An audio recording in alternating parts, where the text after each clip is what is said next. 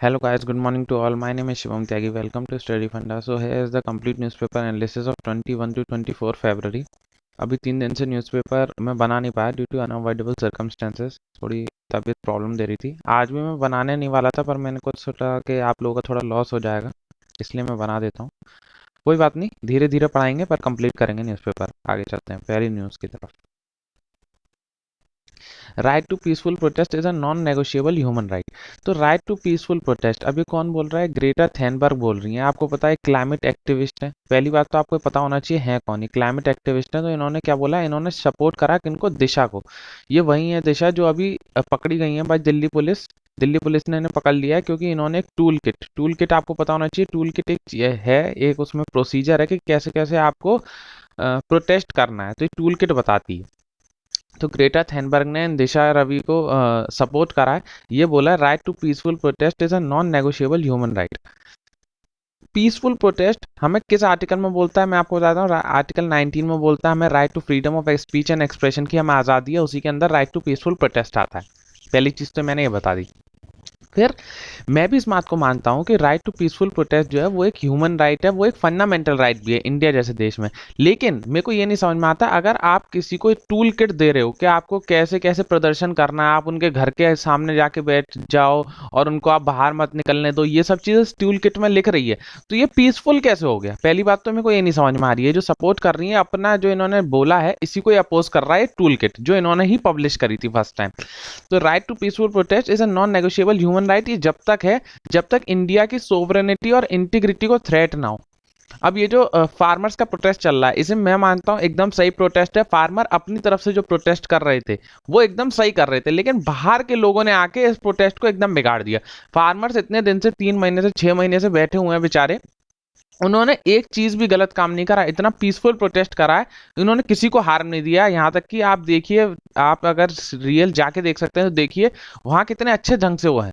कोई एम्बुलेंस जाती है उसको बकायदा जाने देते हैं, कोई भी इंपॉर्टेंट चीज है कभी किसी चीज को नहीं रोक रहे हैं। लेकिन ये बाहर के लोगों ने आके इस मुद्दे को, उनका जो उनका मेन एम था ना फार्मर्स का, उससे भटका दिया। अब सरकार भी है वो फार्मर्स का बात नहीं कर रही है, अब सरकार इन सब मुद्दों पे चली गई है कि ऐसा बाहर के लोग हमसे क्यों करेंगे। तो मेरे को नहीं लगता कि इन्होंने सही करा, इस बार इन्होंने गलत करा। इन्होंने बहुत अच्छे काम करे होंगे, मैं मानता हूँ इन्होंने बहुत अच्छे काम करे हैं, बहुत अच्छा काम करा है फॉर क्लाइमेट, लेकिन इस समय ये गलत लग रही है मुझे, क्योंकि इन्हें बोलने का अधिकार था। लेकिन ये टूल किट देके इन्होंने फार्मर्स की जो एकता थी, जो वो शांति से प्रदर्शन कर रहे थे, उसको खराब कर दिया। ये न्यूज़ थी तो मैंने आपको थोड़ा सा इसके बारे में समझा दिया। आगे चलते हैं, क्योंकि आप लोग जब बन जाएंगे असिस्टेंट कमांडेंट तो आप लोगों के सामने भी ऐसी सिचुएशन आएगी। आपको लगेगा कि ये मेरे ख्याल से सही होना चाहिए, लेकिन आपको काम वही करना है जो स्टेट के हित में हो। आप याद रखिएगा, आप हमेशा स्टेट के हित में ही काम करेंगे, कितना भी आपको अपने दिल से सही लगे, लेकिन जो स्टेट बोलेगी आपको काम वही करना है, ये आपका काम है। आगे चलते हैं। India weighted till China troops pulled back it troops. तो ये क्या है कि अभी आपको पता है कि ये जो ऊपर लद्दाख वाला रीजन है, इसमें अब चाइना जो है वो कह रहा है कि हम बैक कर रहे हैं, तो आप अपने ट्रूप्स को भी बैक ले लीजिए। तो इंडिया ने बोला है कि हम वेट करेंगे जब तक चाइना के सारे ट्रूप्स वापस ना चले जाएं। अब सबसे पहले क्या है, ये कहाँ की बात हो रही है? तो याद रखेंगे हम पैंगसोंग लेक। मैं रोज आपको समझा रहा हूँ, याद रखिएगा पैंगसोंग लेक जो कहाँ पर है आपको सबको पता है। आज यही बताएंगे। चलिए पैंगसोंग लेक की लोकेशन मेरे को बताइए, मैं रोज समझा समझा के थक गया हूँ, आज मेरे को जानना है। एक सॉल्ट वाटर लेक है, मैं इतना बता देता हूँ। इसकी लोकेशन आज सब जो बताएंगे। पीएलए याद रखिएगा, डायरेक्ट पूछ सकता है। पीपल लिबरेशन आर्मी, ये चाइनीज आर्मी का नाम है, तो वेरी इंपॉर्टेंट। तो डिसंगेजमेंट शुरू हो गया, ये थोड़ी सी न्यूज थी, रोज आ रही है, मैंने आपको बता दी। आगे चलते हैं। आज का क्वेश्चन यही है, पैंगसोंग लेक की लोकेशन बतानी है आप लोग। एमिड सर्चेज इन केसेस, अभी बहुत ज्यादा कोरोना के केसेस फिर से बढ़ गए हैं, specially in the Maharashtra region. तो दोबारा से सेंटर ये बोला है कि दोबारा से जो केस, जो टेस्ट हो रहे थे उनकी संख्या फिर से बढ़ा दी जाए, क्योंकि अब जब हमारे केस दोबारा निकल रहे हैं तो कौन सा टेस्ट होता है? याद रखिएगा आरटीपीसीआर टेस्ट। याद रखिएगा ये टेस्ट का नाम डायरेक्ट एग्जाम में अभी तक नहीं पूछा गया है, तो ऐसा नहीं है नहीं पूछा जाएगा। बहुत इंपॉर्टेंट टेस्ट है। Reverse transcript polymerise chain reaction इसको बोलते हैं।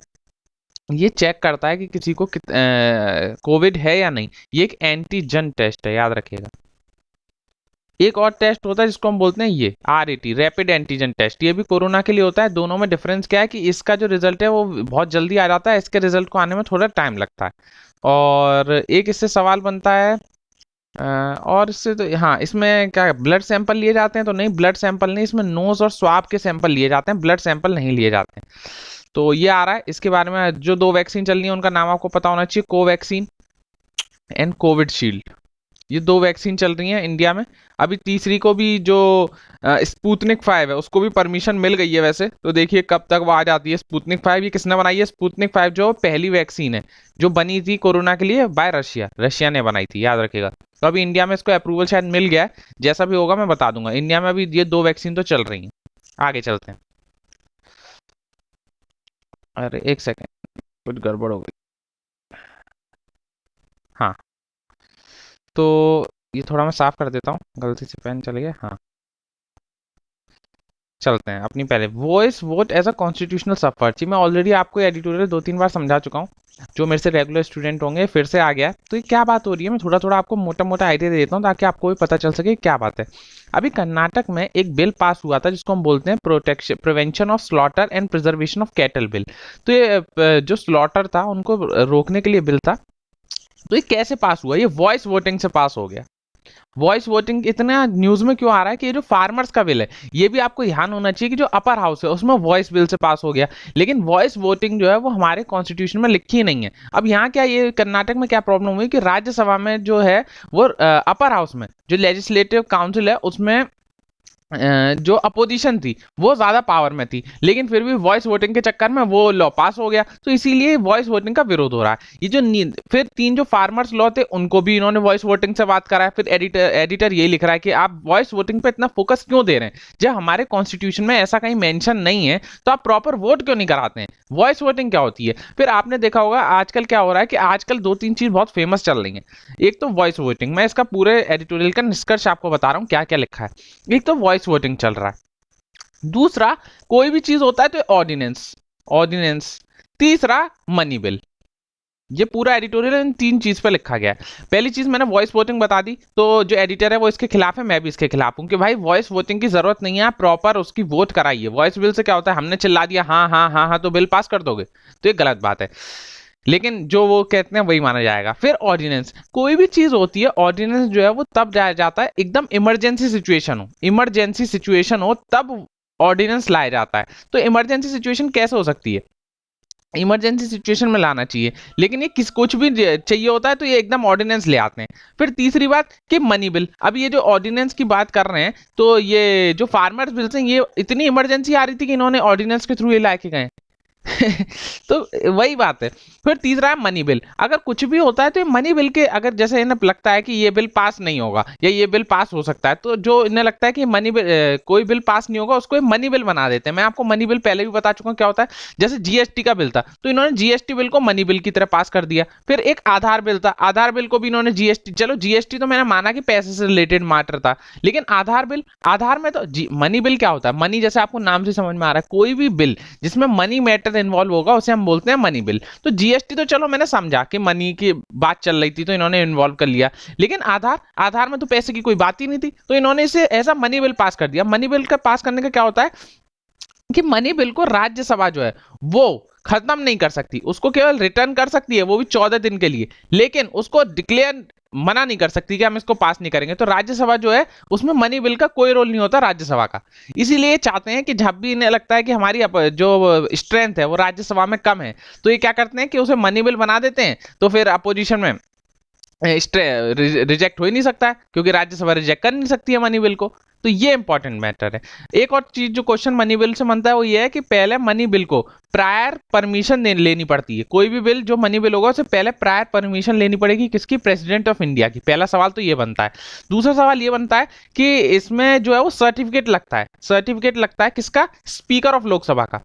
जब स्पीकर ऑफ लोकसभा किसी बिल को मनी बिल वही डिसाइड कर सकता है कि कौन सा बिल क्या है, जब स्पीकर ऑफ लोकसभा का सर्टिफिकेट लगता है कि ये बिल ऐसा मनी बिल है तभी वो बिल मनी बिल माना जाएगा, वरना नहीं माना जाएगा। और स्पीकर के पास इतनी पावर है कि स्पीकर के ऊपर कोई जुडिशियल रिव्यू नहीं हो सकता कि उसने वो मनी बिल बोल दिया तो स्पीकर के ऊपर कोई कानूनी कार्रवाई कर दें, तो नहीं, स्पीकर के ऊपर कोई कानूनी कार्रवाई नहीं कर सकती।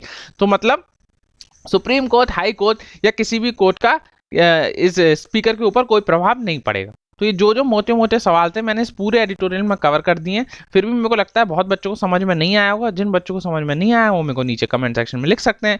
तो मैं एक दिन आपको सारे बिल्स दोबारा से डिस्कस कर दूंगा, कौन कौन से बिल होते हैं। एक तो नॉर्मल बिल होता है, एक मनी बिल होता है, ऑर्डिनरी बिल जिसे बोलते हैं, ऑर्डिनरी बिल, फिर money bill, financial bill, constitutional amendment bill.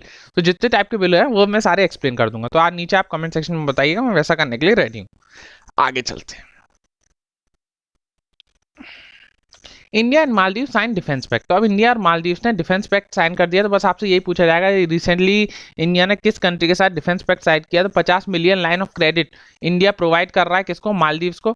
तो याद रखेंगे मालदीव्स को प्रोवाइड करा है। मालदीव्स की लोकेशन याद रखिएगा, इंडिया ये रहा, मालदीव्स ये रहा, सेशल्स ये रहा, अजम्पशन आइलैंड ये रहा यूके के, और मेडागास्कर ये रहा, अगेला आइलैंड ये रहा, डीगो गार्सिया ये रहा, मॉरिशस ये रहा। आज आपको बताना है कि डीगो गार्सिया किस कंट्री का आइलैंड है। मतलब एक किसी ने इस पर कब्जा कर रखा है, डियोगो गार्सिया पे, है किसी और कंट्री का, तो उस पर रेस्ट्रिक्शंस लगे हुए हैं। दो कंट्री हैं, दोनों कंट्री का आप नाम बताइएगा। इन कंट्रीज को ध्यान से देख लीजिए, इनकी लोकेशन कभी कभी इनको नॉर्थ टू साउथ अरेंज करवा लेता है कि सेशल्स कहाँ पे है, मालदीव्स कहाँ पे है, मडगास्कर कहाँ पे है। तो इसलिए मैंने मैप लगा दिया है, आप अच्छे से इसको निहार लीजिए ताकि आपका फायदा हो जाए, नहीं तो आपके नंबर कट जाएंगे तो उसमें आप ही का लॉस है। तो हम आगे चलते हैं, चलिए एक सेकेंड। ये एक इंपॉर्टेंट क्वेश्चन है, स्पोर्ट्स की न्यूज। नोवैक जोकोविक, तो ये दोबारा ऑस्ट्रेलियन ओपन जीत गए। याद रखिएगा इस बार का ऑस्ट्रेलियन ओपन किसने जीता है। ये दूसरे प्लेयर हैं रफाल नडाल के बाद जो 9 बार जीतने हैं सेकंड टाइम। तो याद रखेंगे, बस आपको इतना शॉर्ट शॉर्ट याद रखना है कि ऑस्ट्रेलियन ओपन इस बार किसने जीता है। तो उसका नाम है नोवैक जोकोविक। पहली बार ये किसने जीते थे, 9 बार ये जीत चुके हैं ऑलरेडी। तो पहली बार 9 बार, 9 से ज्यादा बार कौन जीता है, तो राफेल नडाल, ये तो बहुत फेमस प्लेयर है। दूसरे मैन ये बने जो 9 से ज्यादा बार और कोई भी ये टाइटल जीत चुके हैं। इनका नाम याद रखेंगे, नोवैक जोकोविक, जो ऑस्ट्रेलियन ओपन जीते हैं। बस इससे ज्यादा आपको और नहीं पूछा जाएगा। आगे चलते हैं। Congress leader government fall in Puducherry. अब आपको पता है पुडुचेरी में क्या क्या चल रहा है। पुडुचेरी में पहले भी आपको पता है कि लेफ्टिनेंट गवर्नर जो किरण बेदी थी उनको तो निकाल ही दिया था, उनको रिजिग्नेशन देना पड़ा था। तो अब यहाँ की कांग्रेस की सरकार भी गिर चुकी है। तो आपको जो याद रखना है बस ये कि पुडुचेरी में कांग्रेस की सरकार गिर चुकी है, क्योंकि वो कॉन्फिडेंस मोशन लाने वाले थे, लेकिन उससे पहले इन्होंने जाके रेजिग्नेशन दे दिया। क्योंकि इनके बहुत सारे मिनिस्टर जो थे वो जा चुके थे इनकी सरकार छोड़ के, तो इन्हें पता था कि हम कॉन्फिडेंस मोशन को हार जाएंगे, इसलिए इन्होंने रेजिग्नेशन दे दिया और इनकी सरकार गिर गई। बस आपको शॉर्ट शॉर्ट ध्यान होना चाहिए कि पुडुचेरी में कांग्रेस की सरकार नहीं है। आगे चलते हैं। एक्सआई में visit India for BRICS summit. X I क्या है, शी जिनपिंग का नाम लिखा है कि इंडिया में विजिट कर सकते हैं ब्रिक्स समिट। तो आपको बस पता होना चाहिए ब्रिक्स क्या चीज है। तो ब्रिक्स जो है, जैसे नाम में सब लिख रहा है, ब्राजील, रशिया, इंडिया, चाइना और साउथ अफ्रीका, ये 5 कंट्री का समूह है। इसको पहली बार जब आया था तो ये ब्रिक था, बस याद रखिएगा। पहले इसमें एस नहीं था, मतलब साउथ अफ्रीका नहीं था, पहले ब्रिक था, जो कि 2009 में पहली बार हुई थी मीटिंग ब्रिक की, वो भी रशिया में। फिर 2010 में क्या हुआ कि इसमें साउथ अफ्रीका ऐड हो गया। तो याद रखिएगा साउथ अफ्रीका जो है वो इसका पुराना मेंबर नहीं है, इसको बाद में ऐड किया गया है। और ब्रिक को मतलब पहली बार इजाद किसने किया था, तो एक नील करके हैं, मेरे को इनका पूरा नाम अभी ध्यान नहीं है, लेकिन नील करके हैं, जिन्होंने 2001 में बोला था कि ऐसा एक समूह होना चाहिए। तो ये मैंने आपको बता दिया। जो जो इससे सवाल बन सकता था, कब बना था, 2019 में इसकी पहली मीटिंग हुई थी इन रशिया, 2010 में साउथ अफ्रीका को ऐड किया गया था। तो अभी देखते हैं चाइना वाले शी जिनपिंग आ भी सकते हैं और नहीं भी आ सकते, यह भी अनुमान है। मे विजिट, मे से समझ जाइए, तो अभी आइडिया नहीं है। तो ये छोटी न्यूज़ थी, मैंने आपको बता दिया। आगे चलते हैं। Pakistan action to be reviewed at FATF plenary. तो अब एफएटीएफ की 3 दिन की मीटिंग चल रही है, तो उसमें देखते हैं क्या होता है। याद रखिएगा फाइनेंशियल एक्शन टास्क फोर्स, ये किसने बनाया था, तो आरसीईपी ने बनाया था। और इसका काम क्या है, ये देखती है कि कोई कितना भी जो टेररिस्ट को फाइनेंसिंग होती है वो, और जो ब्लैक मनी होता है उसको देखती है एफएटीएफ। एफएटीएफ ने पाकिस्तान को रख रखा है ग्रे लिस्ट में। आज का सवाल ये है कि एफएटीएफ की ब्लैक लिस्ट में जो कंट्री है उनका नाम बताना है। 2 कंट्री है जिनका नाम आप मेरे को कमेंट सेक्शन में बताएंगे। मैं ऑलरेडी आपको बहुत बार एक्सप्लेन कर चुका हूँ, लेकिन अभी रिसेंटली पाकिस्तान जो है वो ग्रे लिस्ट में ही है, वो ब्लैक लिस्ट में नहीं है, ध्यान रखिएगा। जो जो ब्लैक लिस्ट की कंपनी है, 2 और कंपनी कह रहा हूँ, कंट्री है, तो उनका नाम आप मेरे को कमेंट सेक्शन में बताएंगे। आगे चलते हैं। ईरान आई है रीच ऑन इंस्पेक्शन। तो ईरान आपको पता है, ईरान न्यूक्लियर डील बहुत फेमस है, ईरान न्यूक्लियर डील, जिसे हम और भी चीज़ बोलते हैं JCPOA, joint comprehensive plan on action बोलते हैं। तो जब ट्रम्प साहब थे तो ईरान न्यूक्लियर डील से ट्रम्प साहब बाहर निकल गए थे, लेकिन अब रिसेंटली क्या हुआ कि जब बिडेन साहब आए तो उन्होंने बोला कि हम ईरान के साथ न्यूक्लियर डील करने के लिए रेडी हैं। तो IAEA दोबारा इंस्पेक्शन के लिए पहुंच गई। तो ये बहुत इंपॉर्टेंट ऑर्गेनाइजेशन है, इसकी फुल फॉर्म है इंटरनेशनल एटॉमिक एनर्जी एजेंसी। तो इसी ने ऐसी रिपोर्ट दी थी ट्रम्प साहब को कि जो ईरान वाले हैं वो न्यूक्लियर डील का अच्छे से पालन नहीं कर रहे हैं और वो बहुत सारा और वहाँ एक्सप्लोरेशन कर रहे हैं। इन्हीं की रिपोर्ट पे ट्रम्प साहब ने मना कर दिया था कि हम ईरान के साथ न्यूक्लियर डील नहीं करेंगे। तो दोबारा इंस्पेक्शन के लिए पहुंच गई है ईरान में। इसका काम क्या है इस एजेंसी का? Atoms for piece and development, बस ये यही काम देखती है। इसका काम बस यही है, मोटा मोटा समझ लीजिए कि किस कंट्री में कितना एटॉमिक के क्षेत्र में काम हो रहा है और वो उसको सेफ तरीके से कर रहे हैं कि नहीं, बस। और ये अपनी रिपोर्ट किसको देती है? तो UNGA, यूनाइटेड नेशन की जनरल असेंबली है, उसको अपनी रिपोर्ट सबमिट करती है और कभी कभी सिक्योरिटी काउंसिल को भी सबमिट कर देती है। इसका हेडक्वार्टर कहाँ है? तो वियना ऑस्ट्रिया में 1957 में बनी थी। इसका हेडक्वार्टर प्लीज रिमेंबर, कभी कभी बस हेडक्वार्टर से ही सवाल होते हैं। तो वियना ऑस्ट्रिया में इसका हेडक्वार्टर है। आगे चलते हैं। Delhi court grant bail to Disha. तो अभी ये दिशा का भी हैं जिनको अभी दिल्ली पुलिस ने पकड़ लिया था, तो इनको दोबारा दिल्ली कोर्ट ने ग्रांट कर दी है। दिल्ली कोर्ट के जो जज हैं उन्होंने स्टेटमेंट बोली है कि toolkit shared by activist is innocuous, मतलब इसका मतलब होता है हार्मलेस, कि किसी को हार्म नहीं पहुंचा रही, इसीलिए हम इनको बेल दे रहे हैं। तो जो जज साहब कहेंगे वही सही माना जाएगा। अब इन्होंने बेल दे दी है तो बेल सही। तो आपको पता होना चाहिए कि इनकॉशियस ये कभी कभी मैंने आपको बता दिया, वर्ड से डायरेक्ट सवाल हो जाता है। इनकॉशियस का मतलब क्या है? हार्मलेस। इस न्यूज में और कुछ नहीं है, पॉलिटिकली मोटिवेटेड है, अपने काम की नहीं है। आगे चलते हैं। Indradhanush 3.0 to fill gap in immunisation due to Covid. याद रखिएगा इंद्रधनुष क्या है। तो इंद्रधनुष ये 3.0 तो अब दोबारा से शुरू की गई है। इंद्रधनुष का काम क्या है कि इसका काम एम ही बस पूछा जाएगा, तो इसका काम जो है वो है चिल्ड्रन प्लस प्रेग्नेंट वुमेन, इनको इम्यूनाइज करना, इनको टीकाकरण, अगर हिंदी में जिसको हम बोलते हैं उसको बोलते हैं टीकाकरण। तो इन चिल्ड्रन और प्रेग्नेंट वुमेन्स का टीकाकरण या इम्यूनाइजेशन काम है इंद्रधनुष का। मेन एम ये है। बस आपसे एम के बारे में पूछा जाएगा। 3.0 शुरू हो गई है, डिस्ट्रिक्ट कितने में हुई है, ये सब काम की नहीं है, बस जो है वो मैंने आपको बता दिया, और कुछ काम का नहीं है। आगे चलते हैं। Government to review anti dumping duty on Chinese steel product. तो एंटी डंपिंग ड्यूटी आपने बहुत बार सुना होगा, ये क्या चीज़ होती है। अब चाइना वाले क्या करते हैं कि चाइना वाले स्टील इंडिया में भेजते हैं, मतलब चाइना वाले स्टील एक्सपोर्ट करते हैं इंडिया में। तो वो जैसे मार्केट में मान के चलिए स्टील की रेट 100 रुपये है, तो चाइना वाले क्या करते हैं, उनको भी 100 रुपये ही पड़ रही है। ऐसा नहीं है कि उनको ज़्यादा पड़ रही है कीमत, लेकिन चाइना वाले क्या करते हैं, जब वो इंडिया में इस स्टील को बेचते हैं तो मान के चलिए वो 80 रुपये पे बेचते हैं। 80 रुपये से क्या होता है कि अपना इतना सारा सामान वो इंडिया में डंप कर देते हैं 80 रुपये में।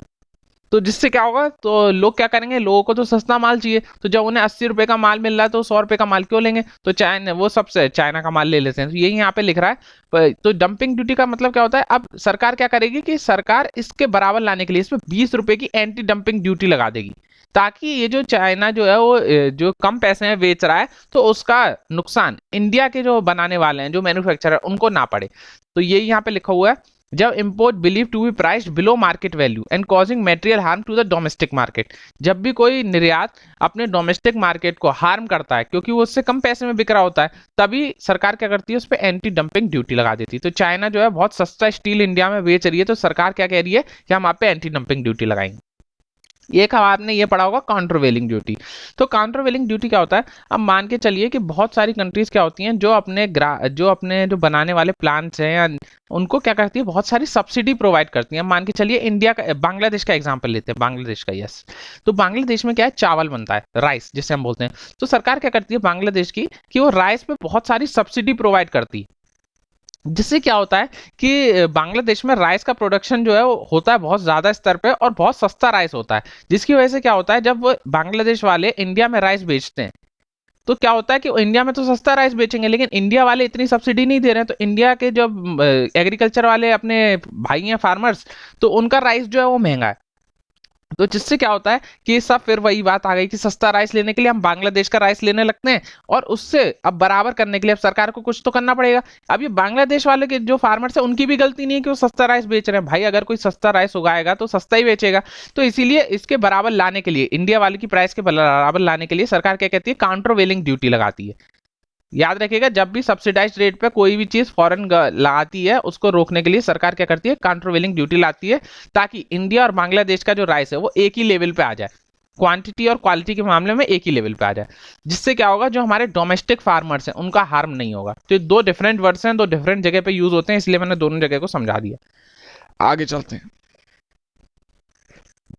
आज की न्यूज सारी कंप्लीट हो गई। I hope you like my lecture. Please like share and subscribe. ये मेरी इंस्टाग्राम आईडी है, मेरे को फॉलो कर सकते हैं। और आप लोग परेशान हो जाते हैं अगर एक दो दिन भी न्यूज़ नहीं आती। मेरे पे इंस्टाग्राम पे इतने सारे मैसेज आ गए कि सर न्यूज़ नहीं आ रही, न्यूज़ नहीं आ रही। तो हेल्थ इश्यूज़ का कुछ नहीं कर सकते। सो आप डरा मत करिए, अगर न्यूज़ नहीं भी आएगी 2-3 दिन तो मैं एक ही न्यूज़ को कवर कर दूंगा। आपकी जब तक एग्ज़ाम है, जब तक ये न्यूज़ कंटिन्यू रहेगी, ख़त्म नहीं होगी। तो आप लोग परेशान मत हुआ करिए। और डेली, और अभी क्या हो रहा है कि मैंने न्यूज़पेपर ऐसा नहीं है कि देखा नहीं है, तो एक तो न्यूज़ आ रही थी तो मैं 2 मिनट की 3 मिनट की वीडियो बनाने का भी कोई फायदा नहीं था। तो कोई बात नहीं, अभी हम डेली न्यूज़ कवर करेंगे जहां तक हो सकेगा। बाई चांस अगर 1-10 दिन की न्यूज़ नहीं आती है तो आप टेंशन मत लिया करिए, अगले वाली न्यूज़पेपर जब भी आएगा उसमें वो सारी न्यूज़ कवर्ड होगी, आपका लॉस नहीं होगा। अब जिस दिन न्यूज़ नहीं आती तो आप पुराना रिवीजन क्या करिए ना, आप खाली में बैठ जाते हैं। सो आज जितने मैंने सवाल पूछे, एक तो FATF की ब्लैक लिस्ट में कौन आता है वो बताएंगे आप। बहुत इंपॉर्टेंट सवाल है, प्लीज टेल मी। और जो भी मेरे को चाहे वो फॉलो कर सकते हैं। Also follow Study Funda on Instagram and Telegram to get the PDF and selected material. So take care, bye bye.